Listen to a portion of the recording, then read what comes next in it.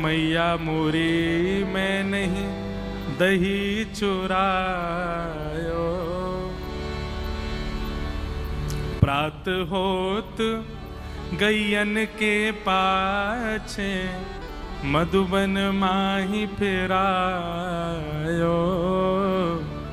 मैं नहीं माखन खायो सो मैया मोरी मैं नहीं दही चुरायो। ठाकुर जी रोने लगे और रो के कह रहे हैं, बोले मैया ये जितनों बता रही हैं इतनों तो मैंने कह चुकी हो ना, झूठ बोल रही हैं सबरी, तेरी सौगंध खा के कह रहा हूं सबरी झूठ बोल रही हैं।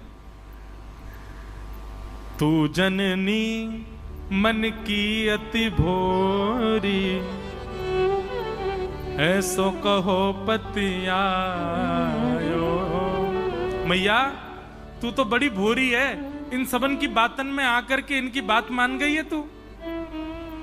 मैया बहुत है क्यों, मुंह को चोर कह कह करके सबने बदनाम कर दियो, अब मुंह पे सहन ना है रो मैया।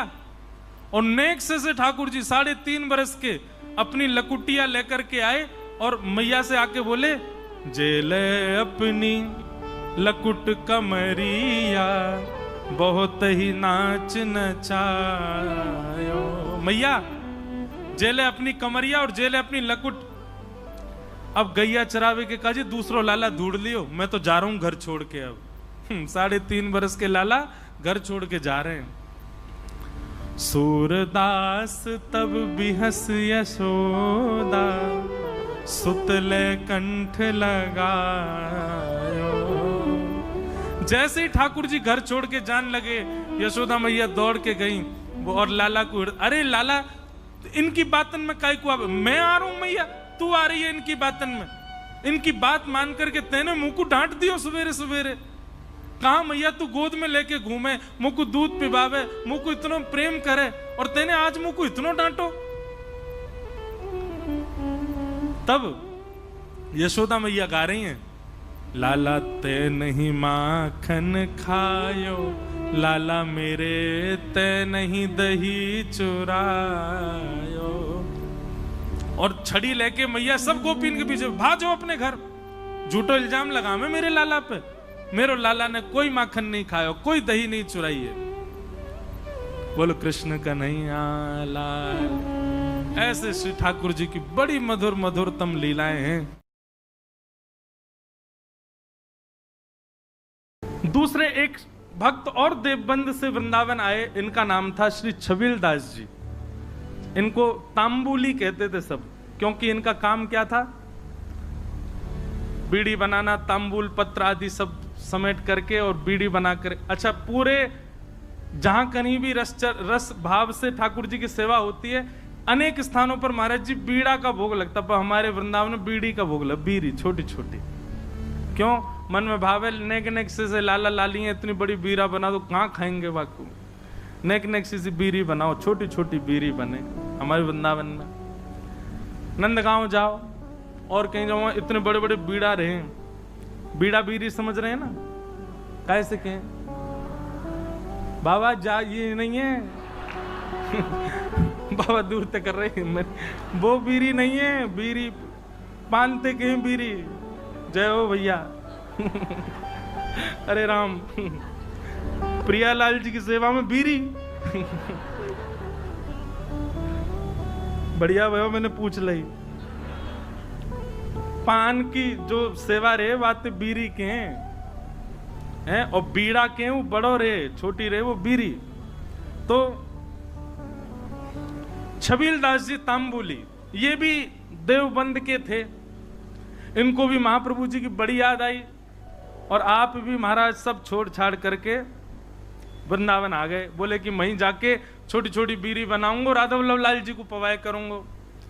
आए, आकर के महाप्रभु जी के चरणों में प्रणाम किया, और प्रणाम करके कहा मुझे सेवा प्रदान करो। बहुत ध्यान से सुनना सब लोग। महाप्रभु जी बोले क्या सेवा करोगे? बोले हम पे तो एक ही काम आवे, बीड़ी बनावेंगे, प्रियालाल जी आप बनाओ। बोले ऐसी बीड़ी बनाओ जो मुख में जावे के बाद भी लाल जी को श्रम नहीं करना पड़े, अपने आप ही घुल जाए करे।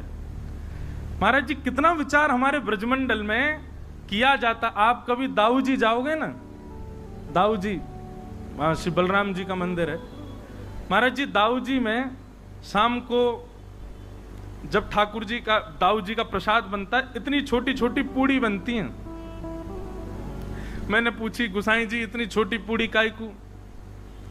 बोले कहीं तोड़वे में श्रम नहीं है, जा पूरी पूड़ी उठाओ सब्जी लगाओ खा जाओ। मैंने की भैया ये लाड़ प्यार करके मूड हम नहीं बैठा रखे हैं ठाकुर जी इतना लाड़ करें ठाकुर जी से, बताओ ऐसी छोटी छोटी पूरी ये तोड़नी नहीं पड़ जाए। ऐसे हमारे ब्रजमंडल की सेवा है भैया। तो महाप्रभु जी ने आज्ञा करी ऐसी बीड़ी बनाइयो कि प्रियालाल जी के मुख में जाए, मुख में जाते ही घुल जाए। वो ठीक है। अब तो महाराज वो इसी भाव में बीड़ी सिद्ध करता था, पानों को रात में भिगोता, उनको बिल्कुल नरम सा बना के वही सामग्री भीतर, वो भी निधान। महाप्रभु जी ने बताया क्या क्या सामग्री जाएंगे, उसके अलावा कुछ नहीं। बिल्कुल भी ऐसा ना हो कि मुख में जाकर के थोड़ा भी श्रम करना पड़े।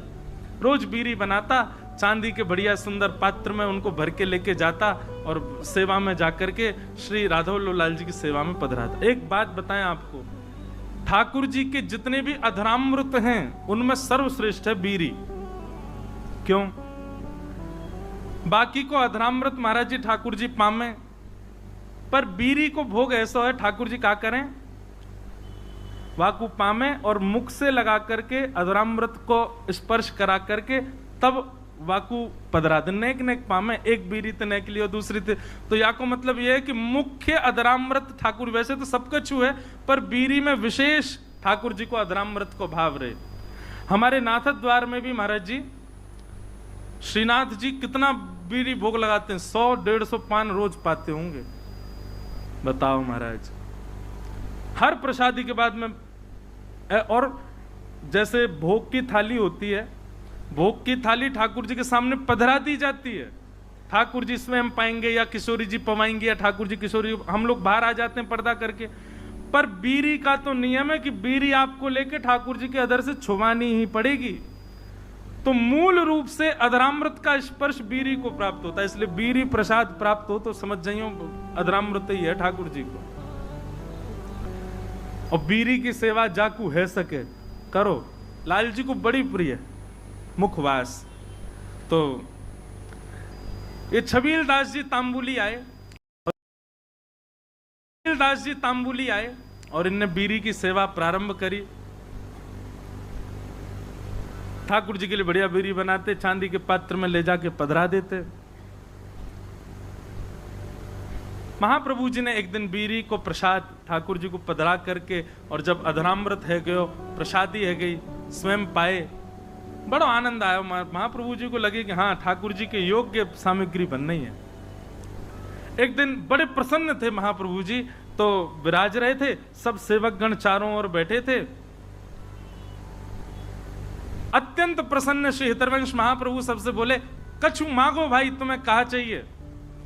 आज मैं इतना प्रसन्न हूं, आज प्रियालाल जी को ऐसा दर्शन भयो है, इतनो आनंद मन में उमड़ रहे हो कि मन एरो जो मांगोगे सो दूंगो। बताओ क्या चाहिए। चरण दबा रहे थे छबील दास जी तांबुली, कोई हाथ दबा रहे हैं, सब सेवा कर रहे हैं। हाँ भाई तांबुली छबील दास, तू बता क्या चाहिए। तेरी बीड़ी पाई, बहुत बहुत स्वाद, और बिल्कुल ऐसा लग रहा हो कि हाँ प्रियालाल जी को सुख मिलता होगा। बता कहा चाहिए। आहा, छबील दास तांबुली चरण दबाते दबाते बोले, जो मांगूंगा सो दोगे। महाप्रभु जी बोले, कहा चाहिए बता, आज्ञा कर।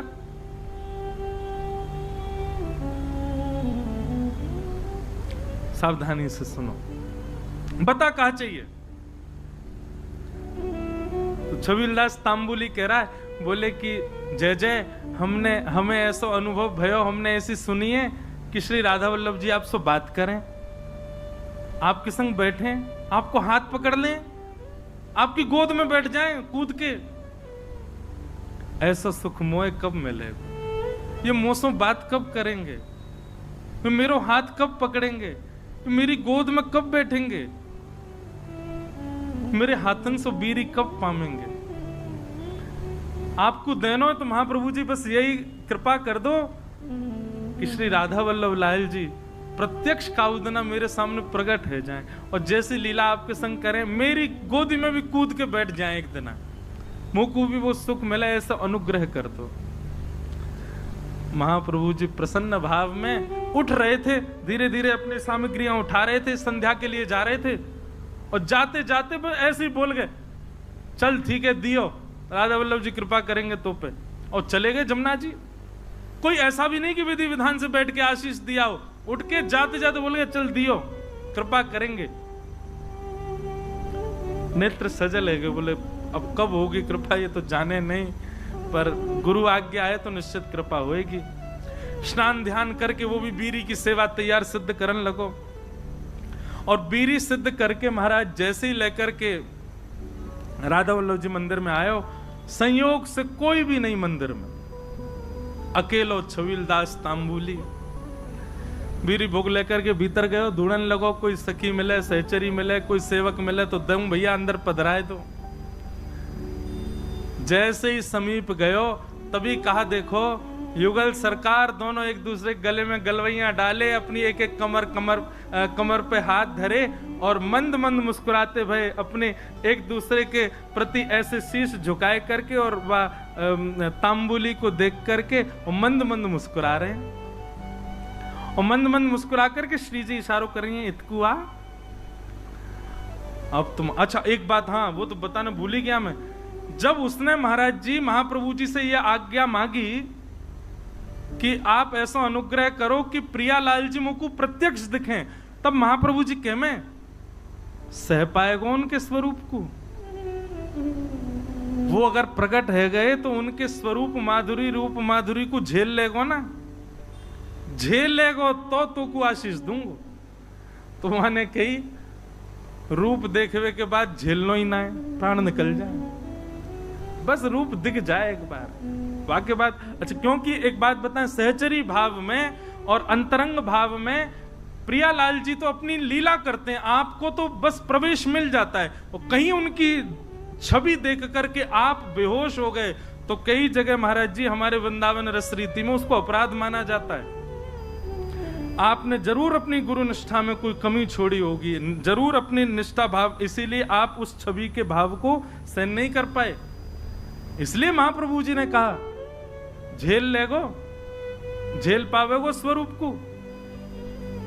छबीलदास बोले आप कृपा करोगे तो सब संभव हो जाएगा। तो महाप्रभु जी कहेंगे हाँ ठीक है होगी कृपा। आज जैसी आयो, और आज महाराज बस थोड़ी देर पहले की बात है, महाप्रभु जी कह के गए कृपा होएगी, इतने में ही वो बीड़ी लेके आयो, इतने में तो कृपा है गई, प्रिया प्रियतम साक्षात खड़े वहां के सामने, श्री जी इशारा कर रही है इतकुआ।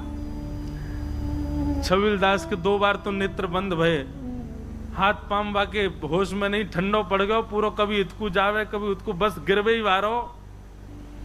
इतने में ही वाने महाप्रभु जी को स्मरण किया, हितवंश महाप्रभु को स्मरण करते तुरंत चेतना आ गई, मानो गुरु ही कृपा करके ये बल दे रहे हैं कि प्रिया प्रियतम को देखो, उनकी बिना कृपा के देखे ही नहीं पाओगे वह स्वरूप को।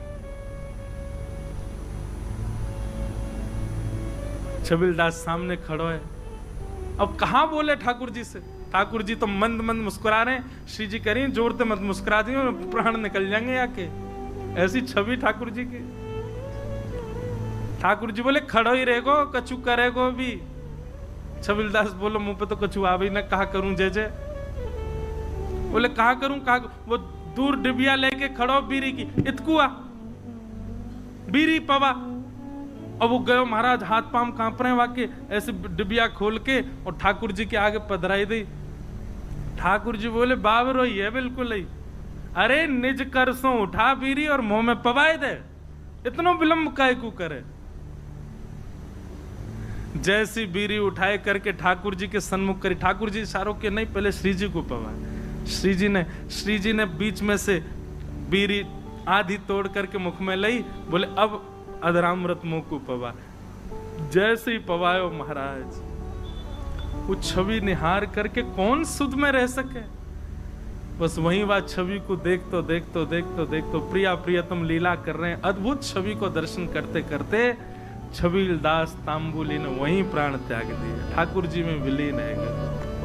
बोलो श्री राधा वल्लभ लाल की। क्या समझ में आई बात? भजन के प्रताप से, आपके भाव के प्रताप से कभी प्रिया प्रियतम दिख